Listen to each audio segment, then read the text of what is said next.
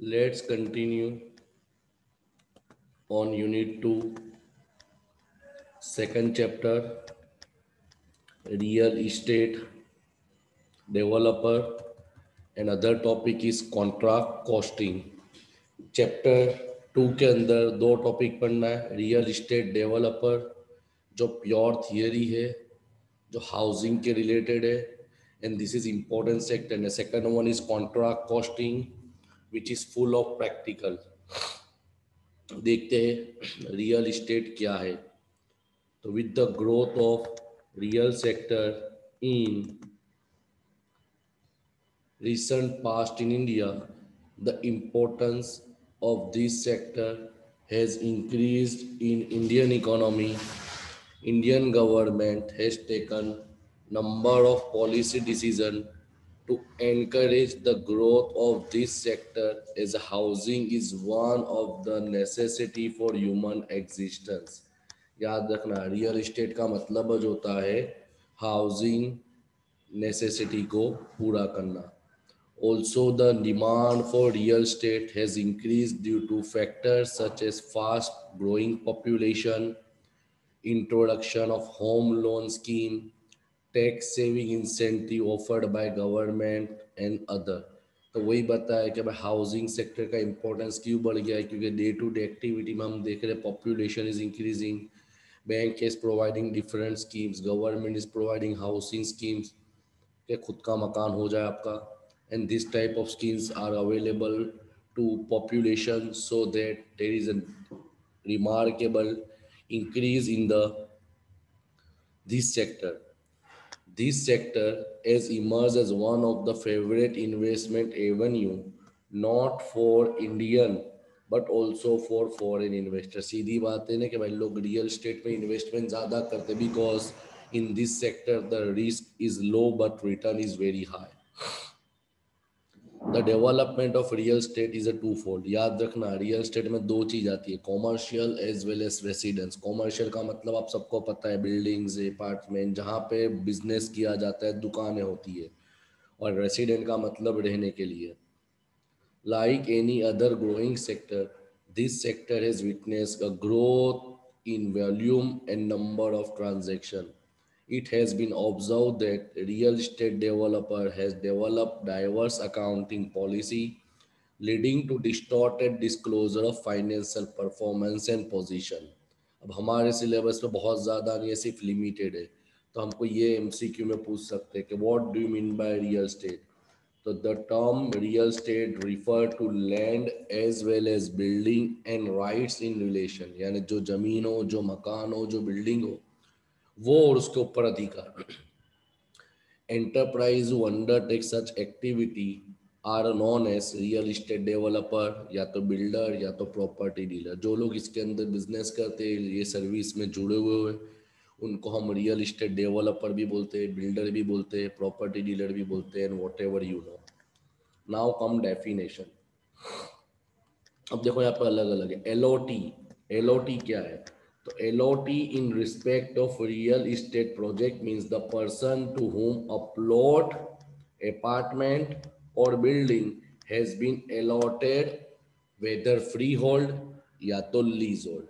यानी एलओटी का मतलब वो बंदा जिनको पर्टिकुलर प्रॉपर्टी या पर्टिकुलर जगह इस्तेमाल करने के लिए अलॉट हुई है, दैट इज कॉल्ड एलओटी. अब अपार्टमेंट क्या होता है? तो अब सबको पता है apartment is one type of immovable property. ये एमसीक्यू में पूछ सकते हैं. अपार्टमेंट किसको बोलते हैं? सबको पता है. वेदर ब्लॉक हो, चेम्बर हो, फ्लैट हो, ऑफिस हो, शोरूम हो, दुकाना हो, गोडाउन हो, एक्सेट्रा, इट इज इमूवेबल क्योंकि पहले से तैयार हो चुका है. इसको तुम एक जगह से दूसरी जगह मूव नहीं कर सकते. अब बिल्डिंग का मीनिंग क्या होता है? तो बिल्डिंग इंक्लूड एनी स्ट्रक्चर और part of structure which is intended to be used for residential purpose, either for commercial purpose, either for business purpose, either for occupation, either for profession or any trade or any other related purpose. Building का मतलब कुछ भी होता है, कोई भी structure जिसको तुम तुम्हारे पर्सनल रहने के लिए इस्तेमाल करो, बिजनेस के लिए इस्तेमाल करो, ट्रेड के लिए इस्तेमाल करो, प्रोफेशन के लिए इस्तेमाल करो, बिजनेस के लिए इस्तेमाल करो, या कोई कॉमर्शियल यूज के लिए इस्तेमाल करो, whatever you can say, simple area है। Next is carpet area. Carpet area का मतलब क्या होता है? बहुत बहुत बहुत काम का है। तो carpet area means the net net net usable floor area, यानी कारपेट एरिया का मतलब आपको यूज करने के लिए जगह कितनी मिलेगी, that is called carpet area, excluding the area covered by external wall, under service shaft, exclusively balcony or veranda area and exclusive open area, but include the internal position. यानी सिंपल लैंग्वेज में, मैं तुमको simple language में carpet area का meaning बताऊं तो suppose आप लोग अपने जो क्लास में आते हैं तो क्लास के अंदर का जो एरिया जो मैं यूज कर रहा हूँ उसको बोलते हैं कारपेट एरिया। हाँ, क्लास के बाद मेरे को बालकनी मिली हुई है, थोड़ी गैलरी टाइप मिला है, तो उसको अपने कारपेट एरिया में इंक्लूड नहीं कर सकते। कारपेट एरिया का मतलब सिंपल वर्ड, जो एरिया आप यूज कर रहे हो। क्लियर? अब रेरा क्या है? तो बेसिकली जो इसके अंदर डील करता होगा बिजनेस बिल्डिंग अपार्टमेंट के अंदर, तो उसको मालूम होगा रेरा क्या है, मगर आप भी पढ़ लो क्या होता है RERA. RERA act 2016, the real estate regulation and development act 2016 is an Indian real estate sector and step toward reforming the real sector in India, encouraging greater transparency, citizen is first accountability. It came into effect on 1st May 2017। याद रखना act 2016 का है, मगर ये आया कब? 1st May 2017। अब इसमें होता क्या है? होता क्या है? तो रेला along with rules would ensure timely completion of project. आपको दिया जाता है कि कितने समय में आपका जो अपार्टमेंट है, बिल्डिंग है, साइट है, कंप्लीट हो जाना चाहिए। This is helping to achieve with the vision of honourable prime minister housing for all. कौन से किसके लिए आया? तो जो हमारे नरेंद्र मोदी जी ने बताया था ना कि हर घर, हर इंसान के पास घर होगा, बराबर। तो वो मकसद के हिसाब से आया कि भाई हर प्रोजेक्ट वाले को, हर बिल्डर को, हर रियल इस्टेट एजेंट को रेरा एक्ट के मुताबिक चलना पड़ेगा, उनको बताना पड़ेगा इन हाउ मच टाइम इनका project will be completed and the property will be disperse to the particular consumer. अब रेरा के बेनिफिट क्या है? देखो लिखा हुआ है ना कि भाई इसके बेनिफिट कंज्यूमर को क्या, ये एमसीक्यू में आ सकते हैं। The main objective of this legislation is to ensure regulation and promotion of real estate sector in an efficient manner to protect the interests of home buyer। यानी जो खरीदने वाले हैं उनको पूरी की पूरी नॉलेज हो, पूरी इंफॉर्मेशन हो कि क्या प्रोजेक्ट है, कितना एरिया मिलेगा, कब तक प्रोजेक्ट खत्म हो जाएगा। Carpet area is well defined, वो तो मैंने पहले से ही बता दिया। कारपेट एरिया का मतलब जब तुम कोई बिल्डिंग परचेज करते हो या तो कोई साइट परचेज करना चाहते हो एज ए कंज्यूमर के तौर पे, तो आपको बिल्डर स्पेसिफाई कर देगा कि आपका अगर इंटरनल एरिया कारपेट एरिया इतना रहेगा, आपका यूजेबल एरिया इतना रहेगा, आपको मेन एरिया इतना दिया जाएगा। 70% of amount collected from buyer must be deposited in escrow bank account for construction of that project only, and the withdrawal has to be certified by architect, CA and project engineer। बहुत important topic है, MCQ में आ सकता है कि RERA का सबसे बड़ा benefit ये है कंज्यूमर के लिए कि बायर जो पैसा बिल्डर को देगा तो सीधा बताए 70% उनको एस्क्रो बैंक अकाउंट में डालना पड़ेगा, ताकि सीए उसकी जांच करने के बाद बिल्डर को पेमेंट करेगा। यानी आपका पैसा सेफ रहेगा, आपका पैसा गलत इस्तेमाल नहीं होगा। And fast track dispute resolution mechanism through real estate authority are set up across the country. अगर कोई फ्रॉड मोड होता है तो जैसे हमारे को कोई केस करना होता है तो हम कोर्ट में जाते थे, इसी तरह अगर कोई रियल इस्टेट के अंदर कोई प्रॉब्लम क्रिएट होती है, कोई प्रॉब्लम कॉन्फ्लिक्ट क्रिएट होता है, तो उसके लिए लोग ने रेगुलेटरी अथॉरिटी बनाई है जिसको फास्ट ट्रैक डिस्प्यूट रिजोल्यूशन बोला जाता है। Clear? The real estate act make its compulsory for each state and union territory to form is regular and frame the rules to govern the functioning of regulator. ये कायदे ने बताया कि चाहे जितने भी हमारे देश में स्टेट हो कि यूनियन टेरिटरी सबको अपना अपने रेगुलेटर पहले से फंक्शन करने पड़ेंगे, उसके हिसाब से ही काम किया जाएगा। तो ये हमने देखा रेरा के बेनिफिट कंज्यूमर को। अब आते हैं what are the benefit of RERA to developer, यानी जो बिल्डर्स होते हैं। The act eliminate fraud from the real estate sector by promoting genuine developer. It infuse credibility by making the sector mature in transfer. सबसे बड़ा फायदा है कि जो फ्रॉड लोग होंगे वो इसमें नहीं आ सकेंगे। Act will be restore investment sentiment of consumer, कायदे कानून से चलेगा। Regulatory mechanism will increase the confidence of financial institution in real estate sector. सबसे बड़ा बेनिफिट है कि अगर कायदे कानून से चलेगा तो जितनी भी फाइनेंशियल इंस्टीट्यूशन है जो आपको लोन वोन करा देती है वो आपको इजीली डेवलपर को अवेलेबल हो जाएगी, ताकि उसका मकान आसानी से इजी तौर पे बिक जाए। क्योंकि हर इंसान कैश नहीं परचेज कर सकता, उसको किसी न किसी तरह पे बैंक लोन, होम लोन पे डिपेंड करना पड़ेगा। Proper regulatory mechanism of act will increase FDI in real estate. सबसे बड़ा ये कि बाहर से भी लोग इन्वेस्टमेंट करना आएंगे, क्योंकि ऑलरेडी मैंने बता दिया कि आज के ज़माने में इंडिया में सबसे ज़्यादा इंपॉर्टेंट सेक्टर है ये चल रहा है। अब रियल सेक्टर में कौन सी चीज़ कवर होती है तो ये भी हम पढ़ चुके।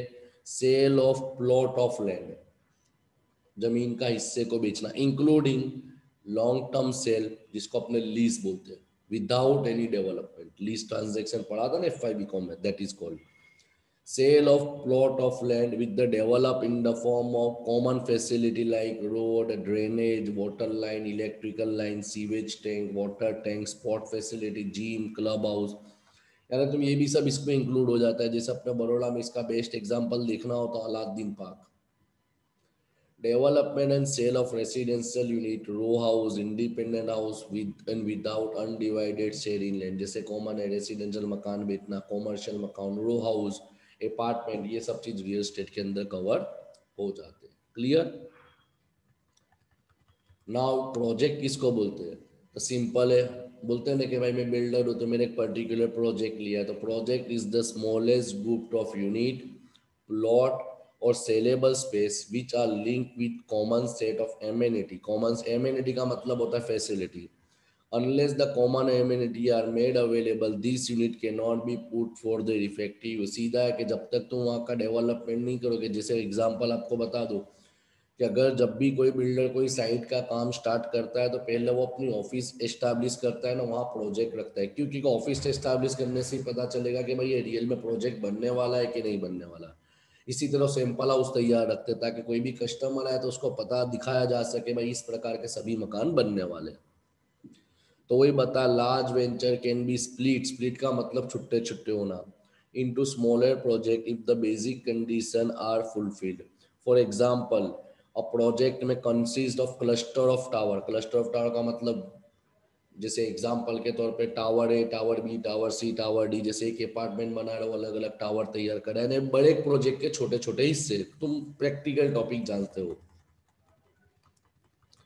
अब आता प्रोजेक्ट कॉस्ट क्या आता है, तो ये बहुत बहुत काम की चीजें आपको याद रखना पड़ेगा एमसीक्यू के लिए कि project cost in relation to project include number 1 cost of land and cost of development right. अब इसमें क्या क्या आता है तो all the cost which are related with purchase of land, development right यार उसके दस्तावेज and so on, property including cost of land, development right, registration charges जो होता है, court charges, stamp duty, brokerage अगर आपने कोई दलाल के जरिए लिए तो ये सब खर्चे आपके प्रोजेक्ट के अंदर इंक्लूड कर लेने। क्यों? क्योंकि एक जात का आपके लिए एक्सपेंस है एज ए बिल्डर के तौर पे। Second one is borrowing cost. Borrowing cost का मतलब क्या होता है कि अगर मैंने कोई प्रोजेक्ट चालू करना है तो बेसिकली मेरे पास पैसा नहीं है तो मैं किसी ना किसी के पास से बोरो करूंगा। तो वही बताइए in accordance with accounting standard 16 borrowing cost which are incurred directly in relation to project or apportioned to a project। And number 3 is construction and development cost, यानी बिल्डिंग बनाने का खर्चा।